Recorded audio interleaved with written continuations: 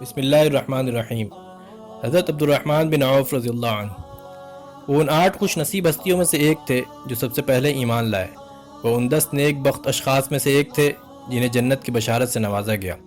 وہ ان 6 اصحاب شورا میں سے ایک تھے جنہیں حضرت عمر فاروق رضی اللہ عنہ کے بعد خلیفہ کا انتخاب کرنے کے لیے مقرر کیا گیا تھا، اور وہ ان مخصوص علماء صحابہ میں سے ایک تھے جن کو رسول اکرم صلی اللہ علیہ وسلم کی موجودگی میں فتویٰ دینے کا مجاز قرار دیا گیا تھا۔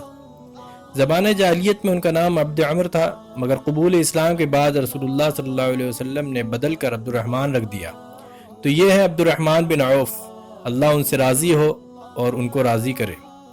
حضرت عبد الرحمن بن عوف رسول کریم صلی اللہ علیہ وسلم کے دار ارقم میں داخل ہونے سے قبل اور حضرت ابو بکر رضی اللہ عنہ کے قبول اسلام کے صرف 2 دن بعد مشرف باسلام ہوئے، اور خدا کی راہ میں ابتلاء و آزمائش کے ان سارے مراحل سے گزرے جن سے السابقون الاولون کو گزرنا پڑا تھا، لیکن وہ آزمائشیں ان کے پائے سے بات کو ذرا بھی متزلزل نہ کر سکیں، بلکہ وہ نہایت صدق و خلوص کے ساتھ اپنے دین پر جمے رہے، اور دوسرے بہت سے اہل ایمان کی طرح وہ بھی اپنے دین کو کفار قریش سے بچانے اور آزادی کے ساتھ اس پر عمل کرنے کے لیے حبشہ کی طرف ہجرت کر گئے۔ اور بعد میں جب رسول اللہ صلی اللہ علیہ وسلم اور آپ کے اصحاب کو مدینہ کی طرف ہجرت کر جانے کا حکم ملا، تو مسلمانوں کے اس پہلے قافلے میں شامل تھے جس نے اللہ اور اس کے رسول کے لیے ہجرت کا قصد کیا تھا۔ مدینہ پہنچ کر رسول اللہ صلی اللہ علیہ وسلم نے مہاجرین و انصار کے درمیان مواخات کا رشتہ قائم کیا، اور اس موقع پر حضرت عبد الرحمن بن عوف رضی اللہ کو حضرت سعد بن ربیع انصاری کے ساتھ رشتہ اخوت میں منسلک کیا، تو حضرت سعد بن ربیع نے ان سے کہا، میرے بھائی، میں مدینہ کا سب سے مالدار شخص ہوں، میرے پاس اس وقت 2 باغ اور 2 بیویاں ہیں، تم دیکھ لو دونوں میں سے کون سا باغ تمہیں پسند ہے، تاکہ میں اس سے تمہارے حق میں دستبردار ہو جاؤں، اور دونوں میں سے کسی عورت کو اپنے حوالہ نکاح میں لینا چاہتے ہو تاکہ میں تمہارے لیے طلاق دے کر اس سے الگ ہو جاؤں۔ جواب میں حضرت عبد الرحمن بن عوف نے اپنے انصاری بھائی سے کہا، اللہ تعالیٰ آپ کے مال و دولت اور اہل و عیال میں برکت دے، آپ صرف مدینہ کے بازار تک میری رہنمائی فرما دیں۔ چنانچہ حضرت سعد بن ربیع نے ان کو بازار کا راستہ دکھا دیا، اور انہوں نے وہیں سے اپنی تجارت کا آغاز کر دیا۔ وہ ضرورت کی چیزیں خریدتے اور بیچتے رہے۔ وقت گزرنے کے ساتھ ساتھ اس کاروبار میں انہیں نفع حاصل ہوتا رہا، اور وہ اس میں سے کچھ نہ کچھ پس انداز کرتے رہے، اور کچھ ہی دنوں بعد ان کے پاس اتنی رقم جمع ہو چکی تھی جس کو بطور مہر ادا کر کے وہ کسی عورت سے نکاح کر سکے۔ نکاح کے بعد جب وہ رسول اللہ صلی اللہ علیہ وسلم کی خدمت میں حاضر ہوئے تو ان کے کپڑوں پر شادی کے موقع پر استعمال کی ہوئی خوشبو کے اثرات اور اس کے داغ دھبوں کو دیکھ کر آپ صلی اللہ علیہ وسلم نے فرمایا، مہیم یا عبد الرحمن یہ کیا ہے؟ اللہ کے رسول صلی اللہ علیہ وسلم، میں نے شادی کر لی ہے۔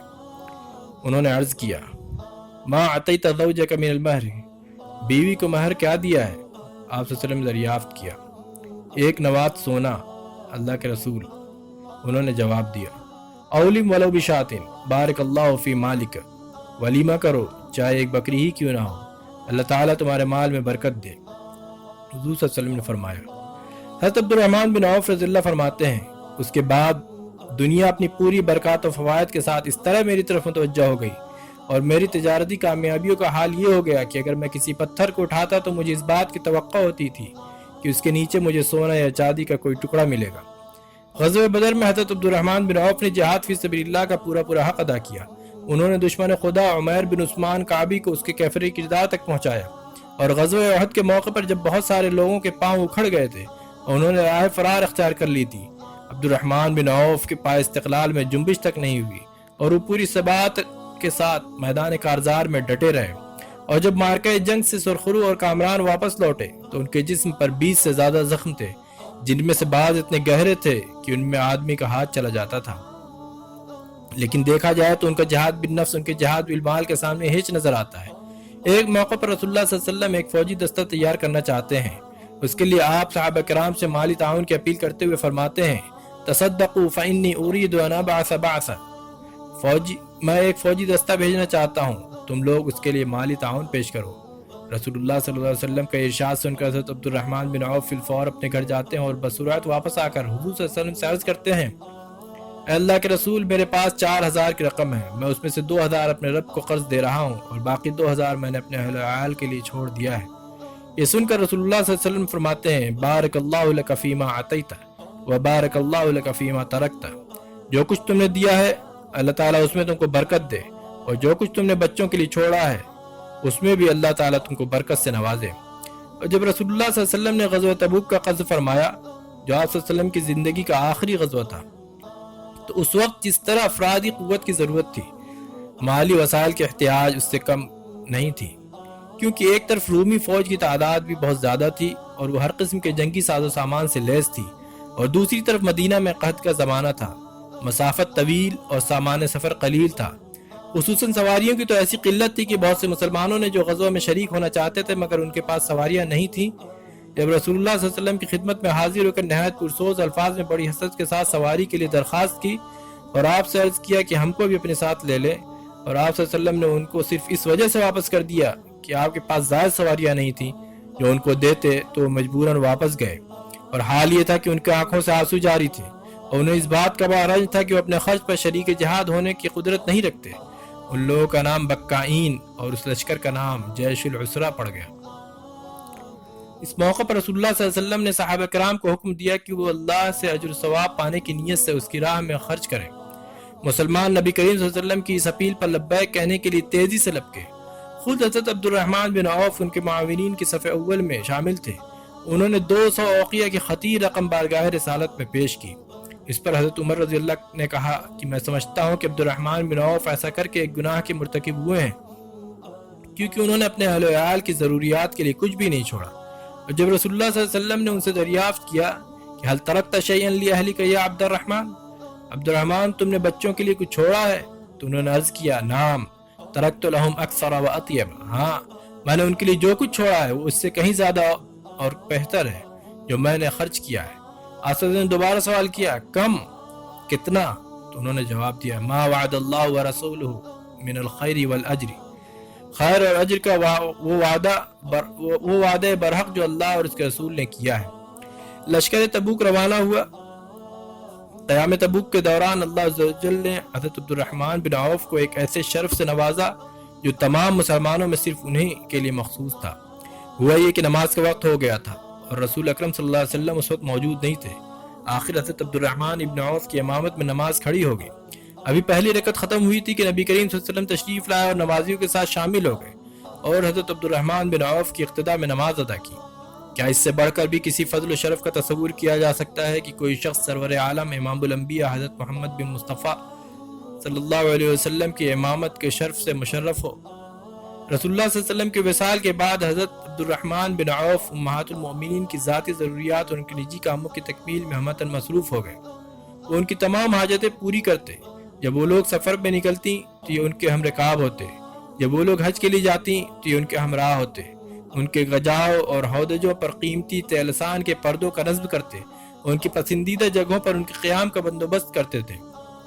امہات المومنین کی دل و جان سے خدمت کرنا اور ان کے نزدیک پورے طور پر ان کا قابل اعتماد ہونا حضرت عبد الرحمن بن عوف کی وہ خصوصیت ہے جس پر وہ جتنا بھی فخر و ناز کریں کم ہے۔ عامت المومنین اور امہات المومنین کے ساتھ حضرت عبد الرحمن بن عوف کے حسن سلوک اور بر و احسان کا یہ حال تھا کہ ایک بار انہوں نے ایک زمین 40,000 دینار میں فروخت کی اور وہ ساری رقم انہوں نے بنو زہرہ، ضرورت مند مسلمانوں، مہاجرین اور نبی کریم صلی اللہ علیہ وسلم کے ازواج میں تقسیم کر دی۔ جب حضرت عائشہ رضی اللہ کے حصے میں رقم ان کے پاس پہنچی تو انہوں نے دریافت کیا کہ یہ رقم کس نے بھیجی ہے۔ جب ان کو بتایا گیا کہ عبد الرحمن بن عوف نے، تو انہوں نے کہا رسول اللہ صلی اللہ علیہ وسلم نے فرمایا تھا لا یحنو علیکن من بعد الا الصابرون، میرے پیچھے تم لوگوں کی نگہداشت نہیں کریں گے مگر صابرین۔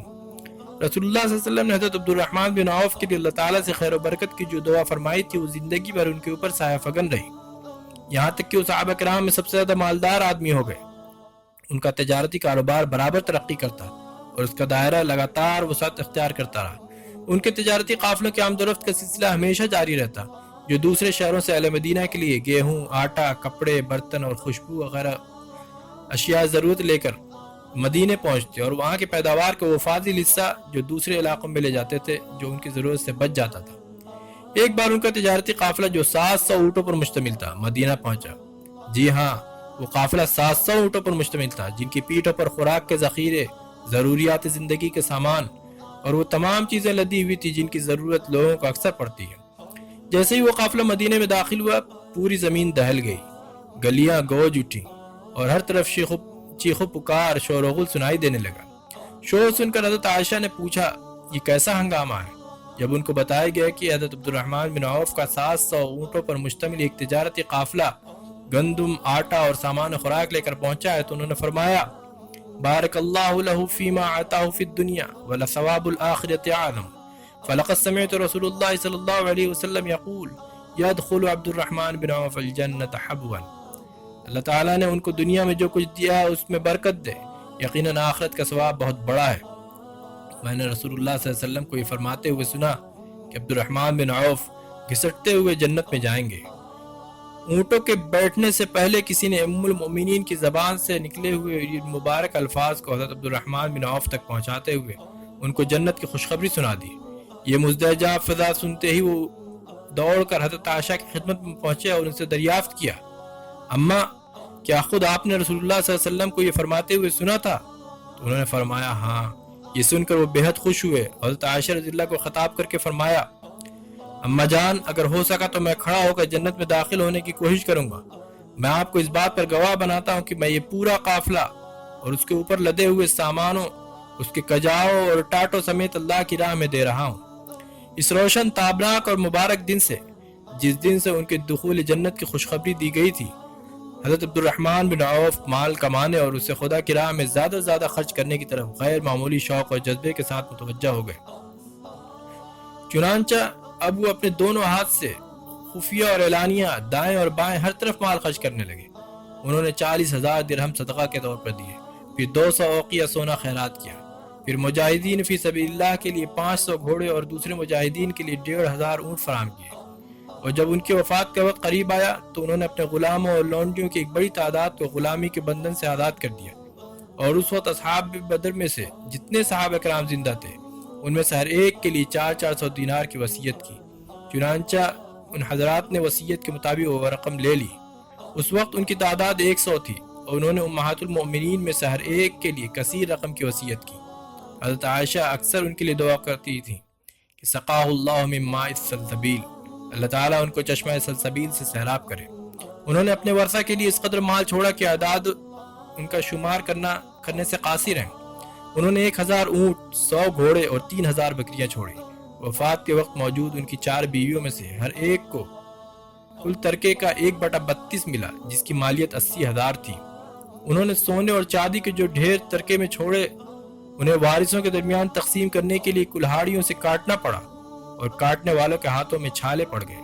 یہ سب کچھ رسول اللہ صلی اللہ علیہ وسلم کی اس دعا کی وجہ سے تھا جو آپ صلی اللہ علیہ وسلم نے ان کے مال میں برکت کے لیے کی تھی۔ لیکن یہ مال نہ تو ان کو کسی قسم کے مالی فتنے میں مبتلا کر سکا، نہ ان کے کسی رویے میں تبدیلی کا سبب بن سکا۔ لوگ جب ان کو ان کے غلاموں کے درمیان دیکھتے تو ان کے اور غلاموں کے درمیان تمیز نہیں کر پاتے تھے۔ ایک دن ان کے سامنے کھانا لایا گیا۔ اس روز وہ روزہ سے تھے تو انہوں نے کھانے کو دیکھ کر بڑی حسرت کے ساتھ کہا جب مصعب بن عمیر شہید کیے گئے اور وہ مجھ سے بہتر تھے تو ان کو کفن دینے کے لیے ہم لوگوں کو صرف اتنا کپڑا میسر آ سکا، جب اس سے ان کا سر چھپایا جاتا تو پاؤں کھل جاتے اور جب پاؤں کو چھپایا جاتا تو سر کھل جاتا۔ پھر اللہ تعالیٰ نے ہم لوگوں کو غیر معمولی خوشحالی اور فراخی سے نوازا۔ مجھے تو اس بات کا ڈر لگا رہتا ہے کہ کہیں ہمارے اعمال کا بدلہ دنیا ہی میں نہ دے دیا گیا ہو۔ یہ کہہ کر وہ زار و قطار رونے لگے اور کھانے سے ہاتھ کھینچ لیا۔ حضرت عبد الرحمن بن عوف کی پوری زندگی خیر و سعادت سے معمور اور انتہائی قابل رشک تھی۔ صادق و مصدوق حضرت محمد بن عبداللہ صلی اللہ علیہ وسلم نے ان کو جنت کی بشارت دی۔ آخری آرام گاہ تک لے جاتے ہوئے ان کے جنازے کو رسول اللہ صلی اللہ علیہ وسلم کے ماموں حضرت سعد بن ابی وقاص رضی اللہ عنہ نے کندھا دیا۔ ان کی نماز جنازہ ذو النورین حضرت عثمان بن عفان نے پڑھائی اور ان کے جنازے کی مشایعت حضرت علی کرم اللہ وجہ نے کی اور اس الفاظ میں اپنی عقیدت کا اظہار فرمایا لقد ادرکت صفوها وسبقت ضیفها یرحمک اللہ۔ آپ نے دنیا میں سے اس کے عمدہ حصے کو اپنایا اور اس کے خراب حصے کو چھوڑ کر گزر گئے۔ اللہ تعالیٰ آپ کو غریق رحمت کرے، آمین۔